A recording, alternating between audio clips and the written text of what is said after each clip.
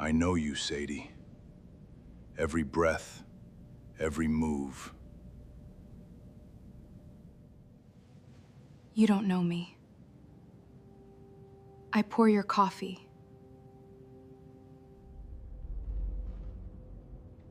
Everything in your life. I put it there. The boardroom doors slammed shut, shattering the glass of the crystal decanter on the credenza. He pinned her against the heavy mahogany wood, his thumb pressing into her soft, full jaw. I let you breathe. I let you walk freely, he whispered, a lethal edge in his voice. But don't smile at another man again. Sadie Miller was not a woman who blended into the standard corporate aesthetic of Romano Logistics. In a high-rise office in the Chrysler Building, where the floors were filled with razor-thin receptionists in pencil skirts and aggressively tailored executives, Sadie took up space. She was a fat woman. 250 pounds of heavy, soft curves, carrying her weight in a lush, undeniable way. For most of her 26 years, the world had treated her size as a reason to overlook her, to patronize her, or to cast her in the role of the invisible, hyper-competent assistant. She wore dark, sweeping trousers and loose silk blouses, doing her best to fade into the background. But to Alessandro Romano, fading into the background was an impossibility. Alessandro was the CEO of Romano Logistics, though anyone who spent more than a week in the New York shipping industry knew that title was a heavily sanitized front. Alessandro controlled the freight lines from Newark to Red Hook. He was the undisputed heir to a syndicate that had quietly absorbed the remnants of the old Lucchese and Gambino operations over the last decade. He was a man of terrifying stillness, with sharp, aristocratic Italian features, tailored Brioni suits, and a reputation for cold, calculated violence. To the world, he was a billionaire playboy who dined at Le Bernardin and kept company with European models. To Sadie, he was an enigma who demanded her presence 12 hours a day. She was his executive secretary, his gatekeeper, and, unknowingly, his absolute obsession. Sadie thought she was invisible to him as a woman.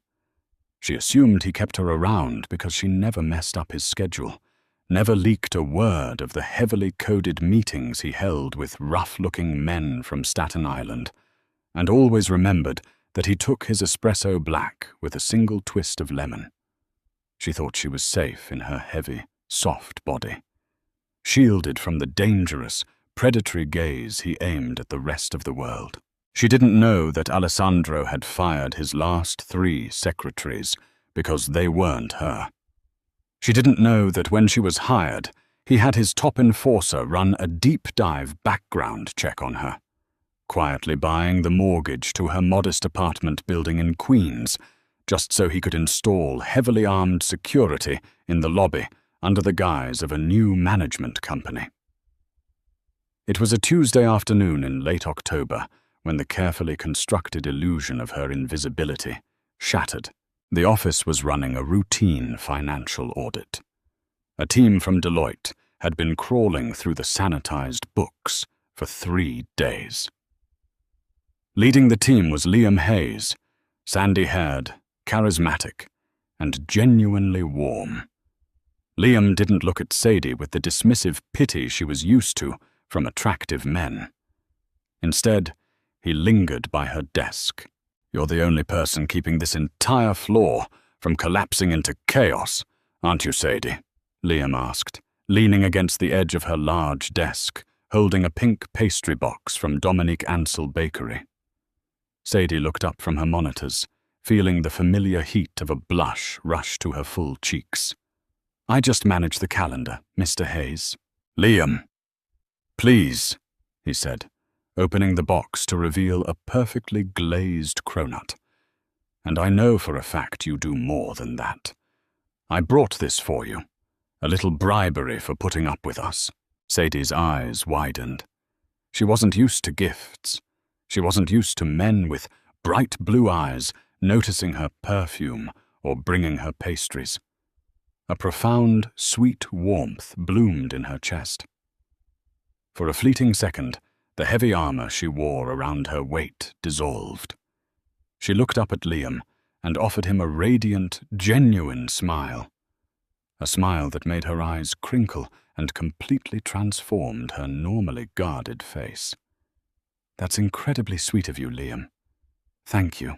30 feet away, behind the soundproof glass of the corner office, the temperature in the room plummeted to absolute 0.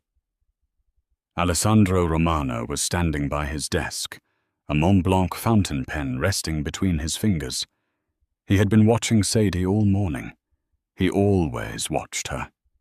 He knew the exact moment she arrived, knew the heavy, beautiful sway of her hips when she walked to the filing cabinets, knew the exact shade of plum lipstick she wore. When he saw Liam lean over her desk, Alessandro's jaw clenched. But when he saw Sadie smile, that brilliant, soft, unguarded smile that she had never directed at him, a violent, blinding rage surged through his veins. The Mont Blanc pen in his hand snapped with a sharp crack, ink bleeding into the skin of his palm like dark blood. He didn't care about the audit. He didn't care about the delicate front of legitimacy. He watched Liam laugh at something Sadie said, watched Liam's hand brush the edge of her desk, too close to her own soft fingers. Alessandro pressed the intercom button on his desk. His voice, when it echoed through the speaker on Sadie's desk, was dangerously quiet. "Sadie, in my office. Now." Sadie jumped, the smile falling from her face instantly. The sharp, icy tone of Alessandro's voice sent a shiver down her spine. "Duty calls," she murmured to Liam, quickly standing up and smoothing down her wide-leg trousers. "Good luck," Liam whispered, stepping back as if he could feel the sudden, lethal energy radiating from the corner office. Sadie pushed open the heavy glass door and stepped into Alessandro's domain. The room smelled of expensive leather, bergamot, and ozone, the smell of a storm about to break. Alessandro was standing by the floor-to-ceiling windows overlooking the Manhattan skyline. He didn't turn around immediately. "Close the blinds, Sadie, and lock the door." Her heart gave a heavy thump. "Mr. Romano, is everything all right with the audit?" "Do it," he commanded softly. Trembling slightly, Sadie pressed the button on the wall. The heavy motorized shades descended, cutting off the view of the bullpen outside. She turned the deadbolt on the heavy wooden door. The sudden privacy made the massive office feel impossibly small. Alessandro finally turned. His dark eyes were feral, stripped of the polished corporate mask he usually wore. He walked toward her with the slow, deliberate grace of an apex predator. Sadie instinctively took a step back until her back hit the solid wood of the door. "What were you talking about with the auditor?" Alessandro asked, stopping mere inches from her. He was so close she could feel the heat radiating off his large frame. She could see the ink staining his hand. "Liam? He just brought me a pastry, Mr. Romano, to say thank you for facilitating the files." She was stammering, deeply intimidated by the raw intensity rolling off him in waves. "Liam." Alessandro tasted the name, his upper lip curling in disgust. "You smiled at him." Sadie blinked, utterly confused. I was just being polite." "You don't smile at me like that," Alessandro stated, his voice dropping to a gravelly, possessive whisper. He raised his ink-stained hand and firmly planted it on the heavy, soft curve of her waist. Sadie gasped. No one touched her like that. Men like Alessandro Romano certainly didn't touch fat women like her, with such reverence and possessive hunger. "Mr. Romano, you can't—" "My name is Alessandro," he interrupted, his thumb pressing deeply into her side, feeling the lush softness of her body through the silk of her blouse. "And I have spent 2 years watching you, Sadie. 2 years, making sure you are safe. 2 years, making sure the garbage you call your ex-boyfriend, Jared, lost his job at the brokerage firm after he called you those names. Did you think his sudden move to Chicago was a coincidence?" Sadie's breath hitched, her eyes widening in sheer terror and shock. "What? How do you know about Jared? How did you—" "Because you belong to me," Alessandro said, leaning down so his lips hovered a fraction of an inch from her ear. "You think you're invisible. You think because you carry extra weight, men don't look at you. You have no idea what you do to me. You are soft and sweet, and the only real thing in a world full of vipers. I would burn this city to the ground before I let anyone disrespect you." He pulled back just enough to look into her panicked, beautiful eyes. "But then," Alessandro continued, his voice hardening into something lethal, "I see you glowing for a parasite in a cheap suit." "He was just being nice," Sadie pleaded, tears pricking her eyes, entirely overwhelmed by the sudden shattering of her reality. Her boss wasn't just a CEO. He was exactly what the dark rumors said he was, and he was obsessively fixated on her. "He wasn't being nice, Sadie," Alessandro snarled, his other hand coming up to cup her jaw, holding her firmly in place. "Liam Hayes isn't just an auditor. His real name is Liam Moretti. He's the nephew of a man I am currently dismantling block by block in Brooklyn. He is a rat. He's using your soft heart, trying to get close to you to see if you have access to my private ledgers." Sadie felt the blood drain from her face. "No. That can't be." "In my world, nothing is a coincidence," Alessandro said, his grip on her jaw softening just a fraction, his thumb stroking her cheek. "I let him in because I wanted to see how much the Morettis knew. I had it under control. But what I didn't plan for was him touching your desk. I didn't plan for him making you smile." Alessandro stepped even closer, his large, hard body pressing against her soft curves, trapping her against the door. The boardroom doors in his private suite behind them seemed to echo the tension in the room. He leaned in, his gaze dropping to her lips. "I let you breathe. I let you walk freely in a city I control," Alessandro whispered, his voice trembling with a terrifying, jealous rage. "But don't smile at another man again, especially not a dead man walking." Sadie trembled, her hands coming up to rest on his chest, feeling the heavy, frantic beat of his heart. She had spent her entire life trying to shrink, trying to hide her fat body from a cruel world. Now she was pinned in the dark by a monster who worshipped the very flesh she hated. A monster who was willing to kill just because another man made her smile. And heaven help her, as Alessandro's lips brushed against hers in a brutal, branding kiss, Sadie realized she didn't want to run away. The kiss was a violent collision of 2 entirely different worlds. Sadie had expected a man like Alessandro Romano to be cold, sharp, and clinical, but his mouth was a consuming fire. He kissed her not with the polite, hesitant restraint she had experienced in her few, disappointing past relationships, but with the starving desperation of a man claiming his final meal. His large, calloused hands anchored her heavy hips, lifting her slightly so her soft curves were pressed flush against the rigid, muscular plane of his chest. For the first time in her 26 years, Sadie's weight didn't feel like a burden or an obstacle.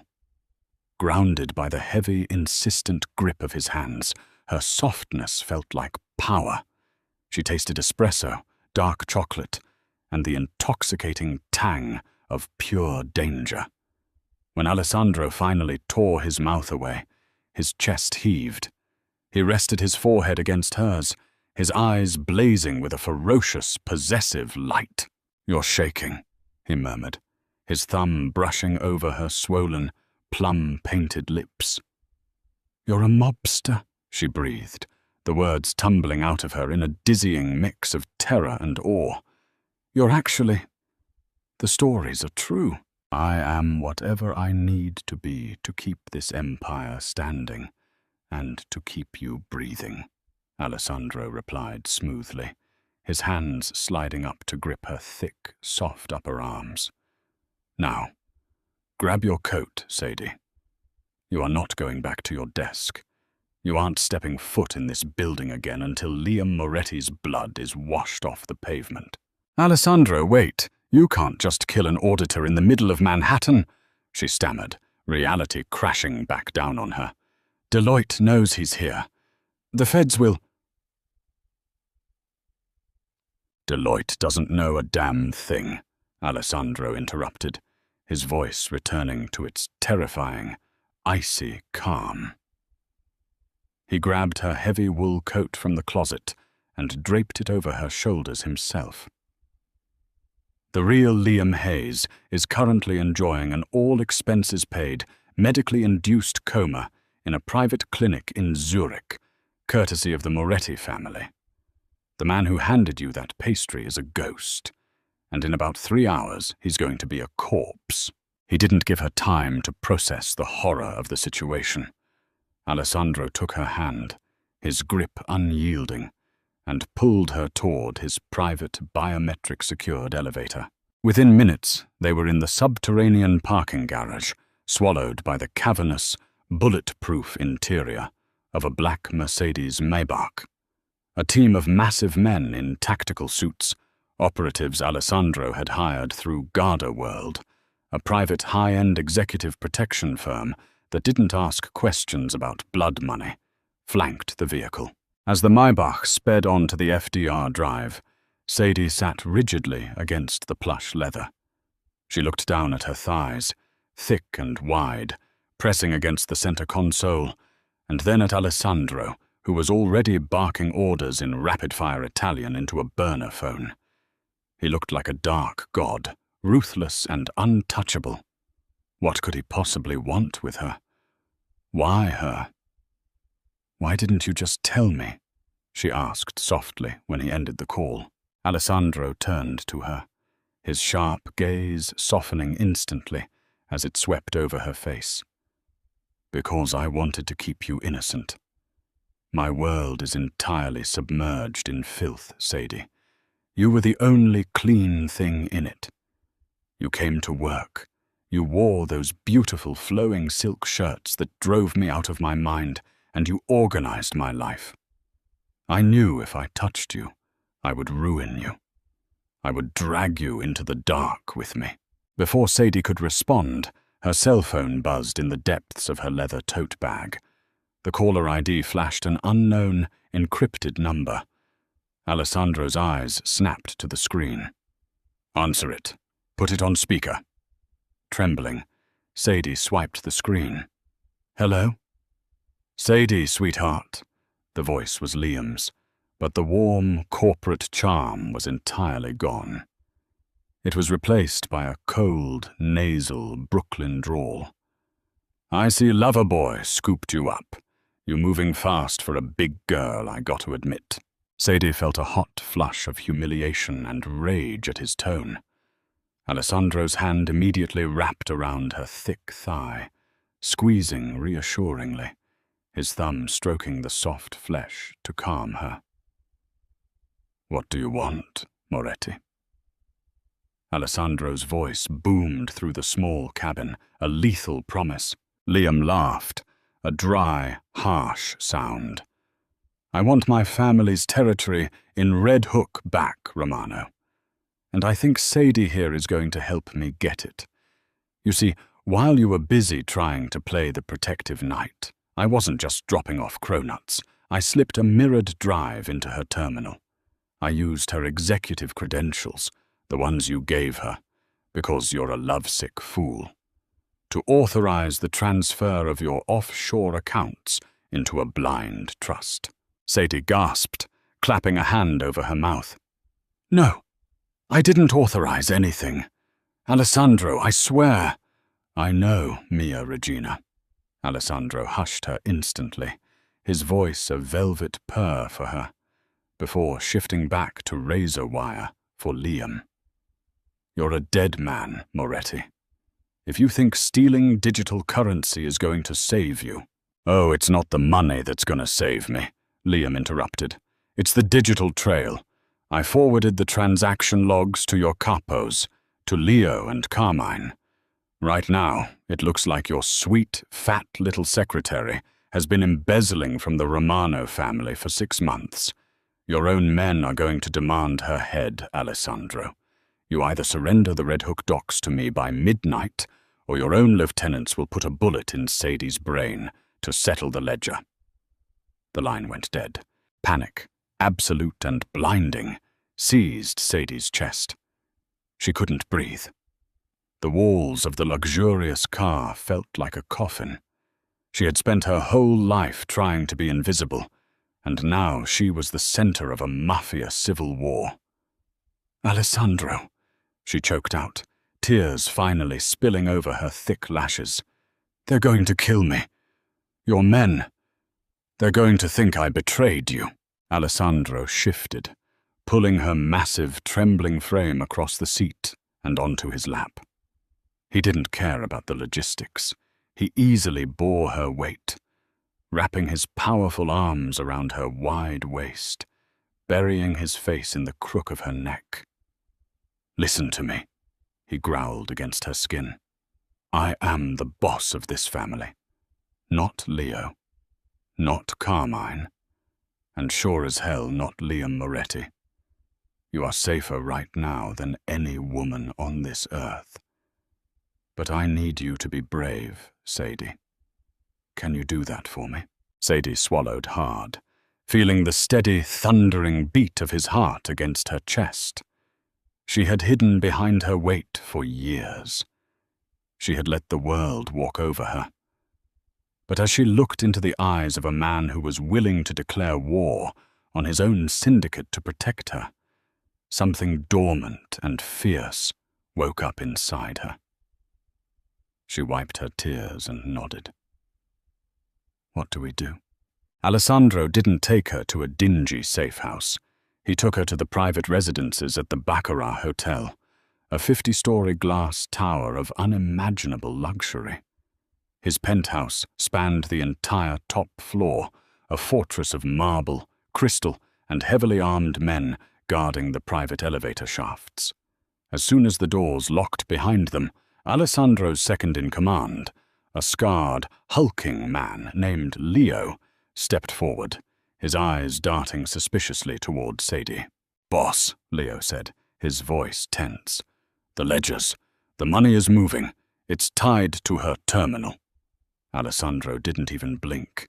He unbuttoned his suit jacket, his presence expanding to fill the massive room. If you ever look at her with that tone again, Leo, I will personally throw you off this balcony. The Morettis framed her. Get the tech team on the line, now. For the next 2 hours, the penthouse was a war room. Alessandro's hackers were sweating, their fingers flying over keyboards, trying to trace the ghost accounts Liam had used to siphon the funds. They were hitting dead ends, bounced between proxy servers in Eastern Europe and encrypted cloud networks. Sadie sat on a plush velvet sofa, feeling useless. She watched Alessandro pace, his jaw clenched, the veins in his neck bulging. He was losing. If he didn't find the money, he would have to surrender his territory to save her, showing a fatal weakness that would eventually get him killed by rival families. She couldn't let that happen. Sadie stood up, her heavy thighs brushing together, her presence commanding the room simply by her size. She walked over to the main terminal, where a sweaty hacker was cursing at the screen. "Move," she commanded. The hacker looked at Alessandro, who immediately nodded. "Do whatever she says." Sadie sat in the oversized leather chair. She wasn't a hacker, but she was the woman who had managed the logistics, the schedules, and the digital filing system of the Romano Empire for 2 years. She knew the company's architecture better than the men who built it. "He didn't use an external breach," Sadie muttered, her fingers flying over the keys. "He said he used a mirrored drive. He was physically at my desk. That means the root access command is tied to the local intranet. He's masking the IP address, but..." She pulled up a hidden backdoor directory she had created months ago to streamline the offshore invoicing for the Deloitte audit. "He routed it through a shell company," Sadie explained, her eyes darting across lines of code. "He thought he was being clever, but he used the standard SWIFT network protocols for Deutsche Bank to make the transfer look legitimate to the auditors. I recognize the routing prefix." Alessandro stepped behind her, resting his large hands heavily on her soft shoulders. "Can you trace the destination?" "Give me 30 seconds, Sadie whispered. She cross-referenced the routing numbers with the logistics manifests she had memorized. "Got it. He didn't just hide the money. He used the Romano funds to immediately purchase a massive shipment of illegal arms from a Russian broker. The money is gone, Alessandro. It's converted into hardware." Leo cursed loudly. "Where is the shipment?" Sadie hit the enter key, bringing up a live tracking satellite feed. "Port Newark, Terminal 4. The ship docked 20 minutes ago. Liam Moretti is there right now, taking delivery with our money." Silence fell over the penthouse. Alessandro stared at the screen, and then he looked down at the woman sitting in front of it. The woman society told to be quiet, to be ashamed of her body, to stay in the background. She had just outsmarted one of the most ruthless mobsters on the East Coast. Alessandro leaned down and pressed a hard, reverent kiss to her temple. "You are magnificent," he whispered. He turned to Leo, his eyes completely devoid of mercy. "Call the strike teams. We're going to Newark. Nobody leaves Terminal 4 alive. Bring me Liam Moretti. I want to look him in the eyes when I break his neck." The next 3 hours were a blur of agonizing waiting for Sadie. She paced the marble floors of the Baccarat penthouse, her heart in her throat. She imagined Alessandro bleeding, Alessandro dying because he chose a fat secretary over his empire. Just past midnight, the heavy mahogany doors opened. Alessandro stood in the doorway. His Brioni suit was ruined, splattered with dark, unmistakable stains of blood. His knuckles were bruised and split open. He smelled of rain, gunpowder, and copper. But he was alive. He walked past his men, dismissed them with a single flick of his wrist, and locked the door behind them. The moment the click echoed through the room, the terrifying Mafia boss vanished, and he dropped to his knees right in front of Sadie. He wrapped his arms around her thick waist, burying his blood-stained face in the soft expanse of her stomach. "It's done," he rasped, his voice raw. "The money is recovered. The shipment is ours. The Moretti family is broken." Sadie fell to her knees in front of him, ignoring the blood on his clothes. She cradled his face in her hands, her thumbs tracing his sharp cheekbones. "Are you hurt?" "Only when I couldn't see you," Alessandro murmured, looking up at her with an adoration so profound it stole her breath. He slowly stood up, pulling her with him. He didn't take her to the sofa. He walked her backward until the backs of her knees hit the massive, king-sized bed in the master suite. I've spent 2 years imagining what you look like under these clothes, Alessandro said, his voice dropping an octave as his fingers deftly unbuttoned her silk blouse. 2 years, wanting to worship every single inch of you. Sadie's old insecurities flared for a fraction of a second. Alessandro, I'm not built like the women you're used to. I'm big. I'm heavy. Alessandro stripped off his ruined jacket and shirt, his chest a canvas of hard muscle and old faded scars. He stepped into her space, his hands sliding under her shirt, his large palms completely covering the soft, lush rolls of her waist. I don't want bone and angles, Sadie. I want you, he swore, his eyes blazing with a dark, feverish hunger. I want your softness. I want your weight. I want a woman who takes up space in my world, a woman strong enough to stand beside me and rule it. You are perfect. You are a goddess, and I am going to spend the rest of my life proving it to you. He pushed the silk off her shoulders, his gaze sweeping over her full, heavy breasts, her wide hips, the thick curve of her thighs. There was no mockery in his eyes, no polite tolerance. There was only pure, unadulterated worship. When he kissed her this time, it wasn't a desperate claim of ownership. It was a promise. He laid her back on the silk sheets, letting his large body cover hers, loving the way she yielded to his strength while carrying her own entirely unique power. That night, the invisible secretary died, and the queen of the Romano syndicate was born. A year later, Liam Moretti was a forgotten ghost, a cautionary tale whispered in the dark corners of the 5 boroughs. Romano Logistics had doubled in size, operating with an efficiency that terrified their rivals. And at the absolute center of it all was Sadie Romano. She no longer wore dark, shapeless clothes. She sat at the head of the boardroom table in a custom-tailored crimson power suit that hugged every heavy, lush curve of her body. She was the most dangerous woman in New York, armed with a brilliant mind and backed by a billionaire mobster who watched her every move with obsessive, unwavering devotion. And as she smiled across the table at an executive during a merger meeting, Alessandro Romano simply sat back in his chair, a smug, possessive smirk on his lips. He didn't mind her smiling anymore, because everyone in the room knew exactly who she belonged to, and what he would do to anyone who dared to forget it. Did Sadie's transformation from an invisible secretary to a powerful Mafia queen leave you breathless? Alessandro's obsessive, protective love proves that true beauty is about claiming your space and your power.